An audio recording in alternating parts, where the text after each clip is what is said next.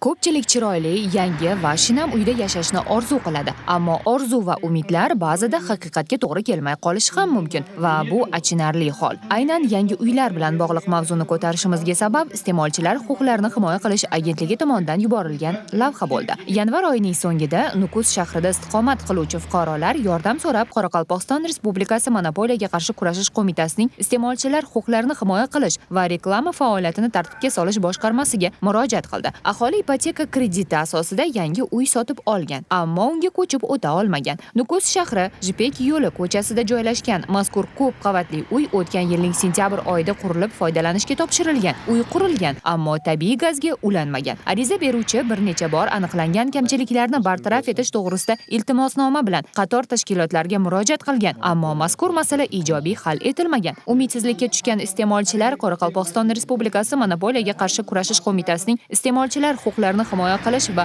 reklama faoliyatini tartibga solish boshqarmasiga murojaat qildi. Murojaatni o'rganish jarayonida aniqlanishicha, yakka tartibda uy quruvchining beparvoligi tufayli ko'p qavatli uy belgilangan tartibda tabiiy gazga ulanmagan. Yangi uyga ko'chib o'tgan aholi esa bino hovlisida o'tindan olov yoqib, ovqat pishirishga majbur bo'ldilar. O'rganish natijalariga ko'ra, oldi-sotdi shartnomasi, obyektni yetkazib berish sanasi va qabul qilish dalolatnomalarini tuzishda yakka tartibda uy quruvchi tomonidan iste'molchilar huquqlarining buzilishiga yo'l qo'yilganligi aniqlandi. Shundan so'ng muammo hal qilindi. Uy tabiiy gazga ulandi. Eslatib o'tamiz, mazkur lavha Monopoliyaga qarshi kurashish qo'mitasi iste'molchilar huquqlarini himoya qilish agentligi hamkorligida tayyorlandi.